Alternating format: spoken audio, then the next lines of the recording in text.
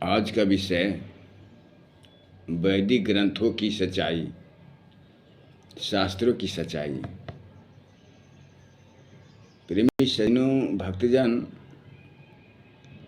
मैं चारों वेदों, 6 शास्त्रों, 9 उपनिषदों, गीता और रामायण से भली भांति अवगत हूँ, क्योंकि मैं बचपन से ही प्रवक्ता हूँ और सारे ग्रंथों, सनातन धर्म के जो भी सनातन धर्म के वैदिक ग्रंथ है, इसे अच्छी तरह से अवगत हूँ और यह आपको स्पष्ट रूप से दर्शाना चाह रहा हूँ, समझाना चाह रहा हूँ, सभी के बीच में रखना चाह रहा हूँ कि चारों वेदों में, 6 शास्त्रों में, 9 उपनिषदों में, गीता में, रामायण में कहीं देवी देवता का पूजा, आराधना, अर्चना करने का प्रावधान नहीं है। अगर देवी देवता का आराधना, पूजा, साधना करने का प्रक्रिया है तो वह पुराणों में है, क्योंकि रामायण में कहा है श्री रामचरितमानस के आधार से कि यही कलिकाल न साधन दूजा, योग जग जप तप व्रत पूजा। अर्थात इस कलयुग में पूजा पाठ, जप तप व्रत नहीं है। ये रामचरितमानस में बताया है, गीता में भी बताया है कि जो भूतों को पूजता है, जो भूतों को प्राप्त होता है, देवी देवताओं को पूजता है, जो देवी देवताओं को प्राप्त करता है, और मुझे जो भजता है वो मुझे प्राप्त होता है। तो यहाँ कहने का तात्पर्य यह है कि लोगों को मिला जुला ज्ञान से अंधविश्वास में फंसा हुआ मन है। लगता है कि वेदों, शास्त्रों, उपनिषद, गीता, रामायण में भी देवी देवताओं को पूजा करके अपनी मनोकामना रखकर कि मुझे पुत्र चाहिए, मुझे धन चाहिए, मुझे नौकरी चाहिए, मुझे हर कामों में सफलता चाहिए, देवी देवताओं को पूजकर और अपनी बात को रखकर मनोकामना पूरा कर सकते हैं। तो यह सब सच्चाई नहीं है कि देवी देवताओं को पूजने से मनोकामना पूर्ण होता है, काम बनता है। ऐसी बात नहीं है, यह सच्चाई नहीं है, यह अंधविश्वास है। ऐसा वेदों, शास्त्रों नहीं बताया है। उपनिषद में भी, गीता में भी, रामायण में भी ऐसा बात नहीं बताई है जो लोग विश्वास करते हैं। सनातन वैदिक ग्रंथों के आधार से यह समझाया गया है कि प्रकृति को जानो, माया को जानो, ब्रह्म को जानो, परमात्मा को जानो, अपना मूल स्वरूप को पहचानो, अपना जीव को जानो, परमात्मा से दर्शन करो, परमात्मा का प्राप्त करो, परमात्मा किस रूप में है, कैसे हैं, कहाँ हैं, इससे जानो। यह सब मृत्यु पर विजय प्राप्त करने के लिए, बारंबार मानव तन प्राप्त करने के लिए और 84 लाख योनियों से छुटकारा पाने के लिए, नरकों से छुटकारा पाने के लिए, यह सब हमारे वैदिक सनातन ग्रंथ प्रेरणा देती है और शिक्षा देती है। अंधविश्वास में फंसाने का कोई प्रक्रिया नहीं है इसमें, लेकिन पुराण के हिसाब से, आधार से लगता है कि पुराणों में मिला जुला बात बहुतों ऐसे हैं भरे परे जो हमें लगता है कि कुछ तो ब्राह्मणों की साजिश है, कुछ विदेशियों की साजिश है, कुछ राजाओं की साजिश है, ऐसे कुछ मिला जुला पुराणों में बात है, पूर्ण रूप से सच्चाई नहीं है। कथा प्रसंग है ऋषियों महर्षियों की, तो वह युग जमाना कुछ और था, वह इतिहास आज वर्तमान में कामयाबी नहीं है। इसलिए वह छवि आज दूसरे रूप में है। ऋषियों महर्षियों की जो छवि आवरण चरित्र था, उसका प्रारूप आज दूसरे रूप से है। इसलिए मैं यही बताना चाहता हूँ कि आप लोग अंधविश्वास में पड़े हुए हैं कि देवी देवताओं से मनोकामना पूर्ण होता है पूजा करने से, साधना करने से, अर्चना करने से, तो यह सब सच्चाई नहीं है।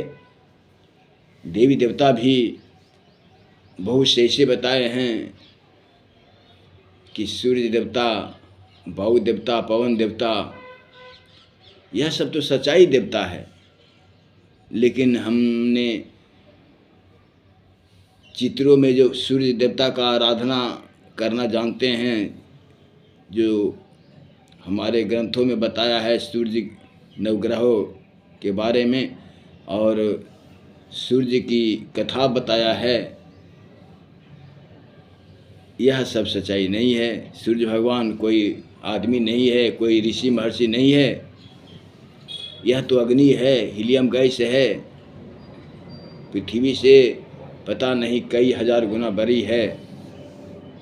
3,30,000 गुना बड़ा पृथ्वी से सूर्य बताता है। बताइए, वह सूर्य को यह ऋषि महर्षि की तरह कथा के रूप में हमारे इतिहास में, पुराणों में वर्णन है, तो यह सब सच्चाई नहीं है। बहुत से ऐसे कथा है, प्रसंग, वो सच्चाई नहीं है, कल्पना संकल्प करके लिखा गया है।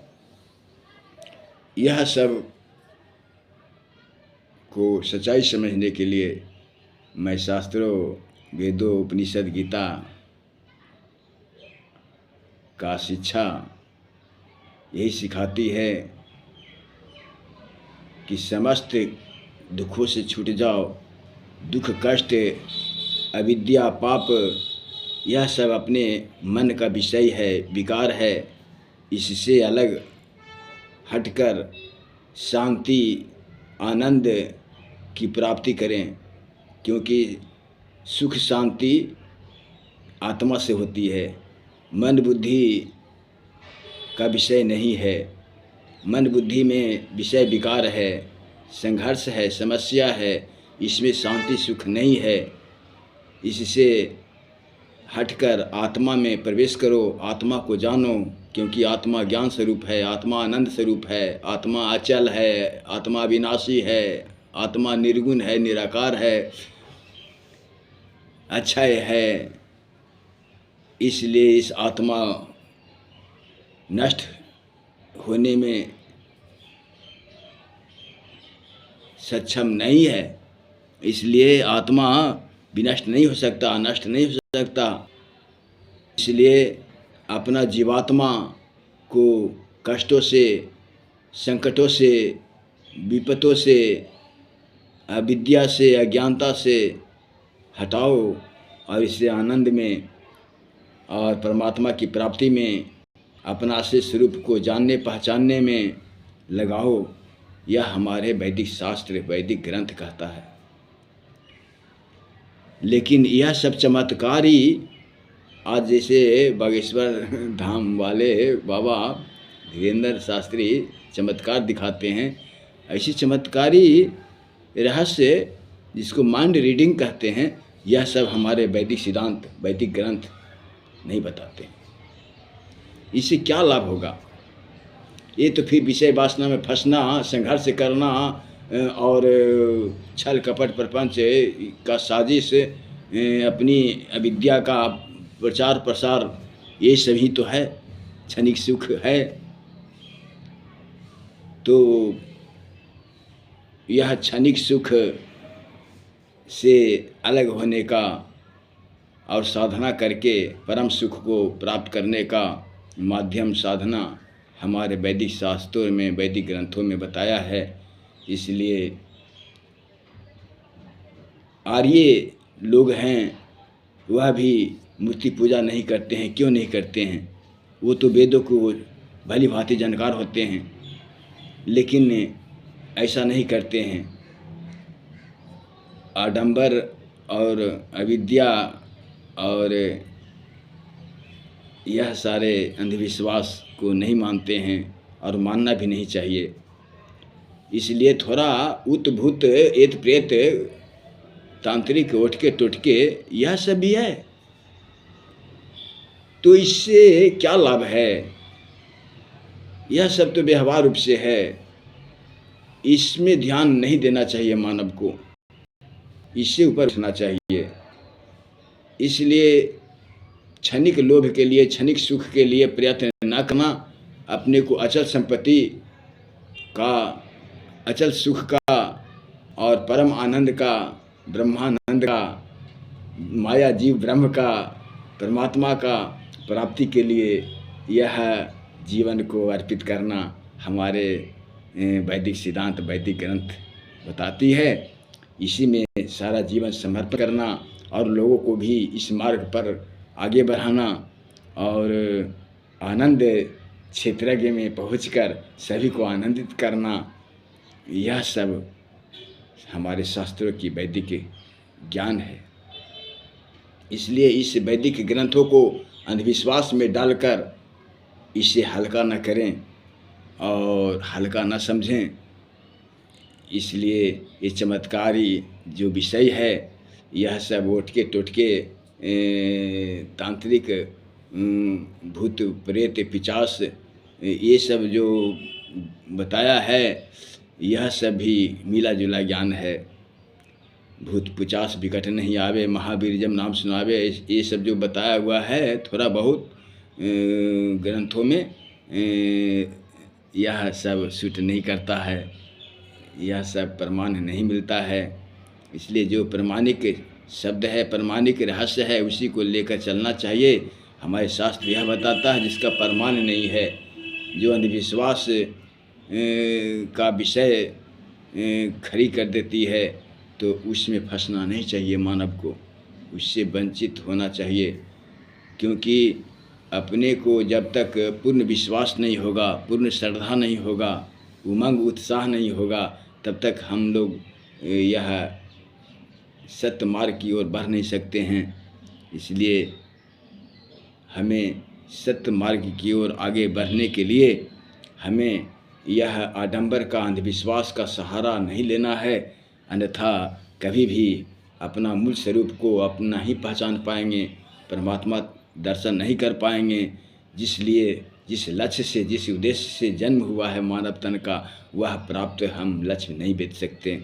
इसलिए यह हमारा लक्ष्य जो अरबों खरबों महासंख्यों कल्पों वर्षों के लिए जीव भटक रहा है, पता नहीं किस किस योनि में दुख कष्ट सहता है। मानव तन तो 50-100 वर्षों के लिए ही मिला है, फिर तो ये जीव की दुर्गति 84 लाख योनियों में, नरकों में होता ही रहता है। असंख्यों कल्पों वर्षों, महासंख्यों वर्षों तक इसकी दुख कष्ट लगा हुआ है।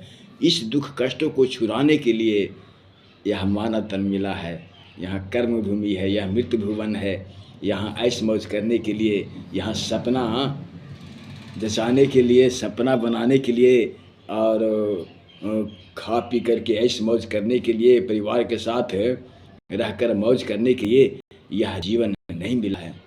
इस बात को जानना पड़ेगा अच्छी तरह से।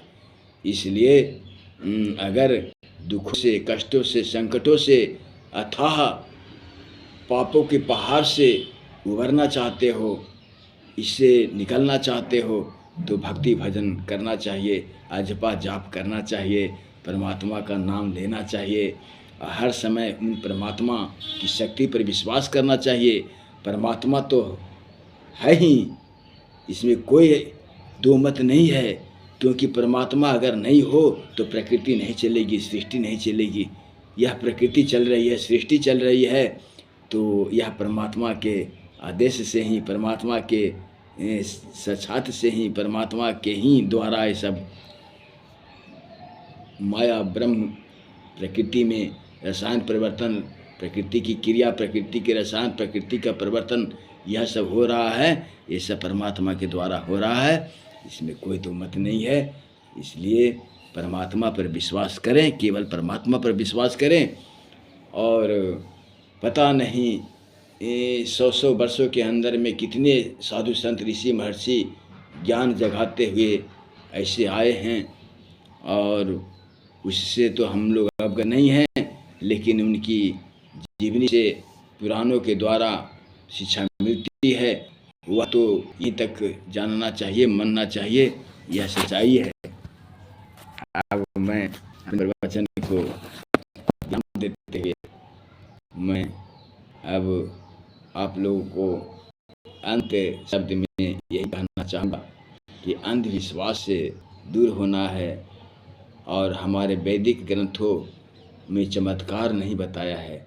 चमत्कार क्या करना, चमत्कार से क्या प्राप्त होता है, क्षणिक सुख के विषय में कोई भी लक्ष्य हमारे वैदिक ग्रंथों में नहीं बताया है। ये क्षणिक सुख तो ये माया मोह का अविद्या है, अज्ञानता है।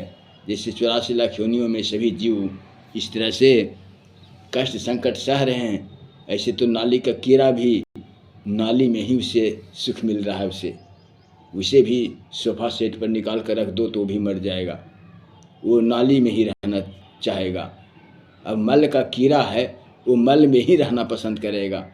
उसे भला 56 प्रकार के भोजन और सोने चांदी तांबे पीतल की अष्टधातु की बनी हुई बर्तन में उसे रखो, क्या उससे अच्छा लगेगा? गोबर का पीला गोबर में ही रहना पसंद करेगा। कीड़ा जो मल में रहता है वो मल में ही रहना पसंद करेगा। जो जीव जहाँ है वहीं रहना पसंद करता है, क्योंकि कोई भी जीव मरना नहीं चाहता है। चींटी पिपरी मकड़ी कीट पतंग जो भी जीव है ये सब बचना चाहता है, मरना नहीं चाहता। इसका मतलब क्या हुआ? उसको वही अच्छा लगता है। जिस जीव में जन्म हुआ है वही जीव उसको अच्छा लगता है, अपने को बचना चाहता है, मरना नहीं चाहता है। इसलिए हर जीव अपने अपने अवस्था में अपने अपने जोनी में जी रहा है। यह सब उनकी दुर्गति है, उनकी कष्ट है, उनकी दुख है। तो इसे छुटकारा फिर मानव तन में आने के बाद ही और मुक्ति प्राप्त करने के बाद ही, भजन भक्ति करने के बाद ही प्राप्त होगा, और इस दुखों से छुटकारा होगा। एक दिन तो जन्म ही लेना पड़ेगा मानव में, और मानव में आकर भक्ति भजन ही करना पड़ेगा और परमात्मा को प्राप्त करना पड़ेगा। तब आप परम सुख परम आनंद प्राप्त कर सकते हैं। अन्यथा दूसरा कोई भी उपाय नहीं है संसार में, विश्व में, कि बिना भक्ति भजन के परमात्मा प्राप्ति, बिना भक्ति भजन के अपना जीवन का कल्याण, परम आनंद, परम सुख प्राप्त नहीं कर सकते। इसीलिए कहा है कि बिनु हरि भजन न मीटहि कलेसा, बिनु धन धर्म न होई खगेसा।